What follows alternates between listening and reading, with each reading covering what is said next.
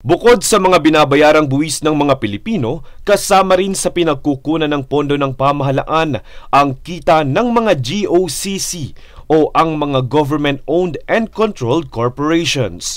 Kasama ito sa ilalim ng non-tax revenue ng gobyerno. Sa kasalukuyan, umabot na sa 88.6 billion pesos ang koleksyon ng pamahalaan mula sa 47 GOCC. Ito ang inanunsyo ni Department of Finance Secretary Ralph Recto sa pagdiriwang ng GOCC Day sa Philippine International Convention Center o PICC na pinangunahan ni Pangulong Ferdinand Marcos Jr. Ayon kay Secretary Recto, ang kabuang naitalang koleksyon ay 11 beses ang itinaas kung ikukumpara sa naging datos noong nakaraang taon. Kaya naman kinilala sa nasabing programa ang naging kontribusyon ng bawat korporasyon. Nanguna ang Land Bank of the Philippines bilang may pinakamataas na revenue dahil sa mahigit 32 billion pesos nitong itinurn over.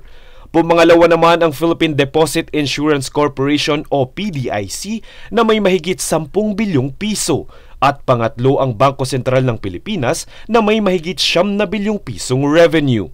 Paglilinaw ni Secretary Recto, ang kontribusyon ng mga GOCC ay makatutulong sa pagpapagawa ng 1,600 kilometers ng farm-to-market roads, pagpapatayo ng 8,000 silid-aralan, pagsasagawa ng 25,000 hectare land irrigation project at pagbibigay ng 1 buwang libreng dialysis at chemotherapy sa mahigit 200,000 may sakit sa bato at 50,000 may sakit na cancer.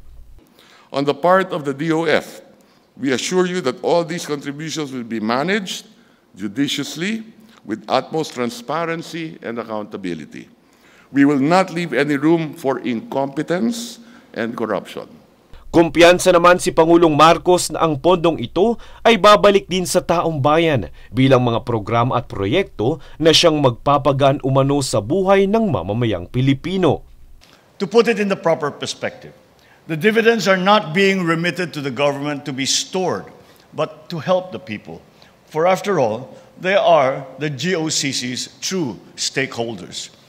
Your remittances will not only allow our economy to recover, but it would help cut our borrowings and lessen the pressure to inflict higher taxes on the people.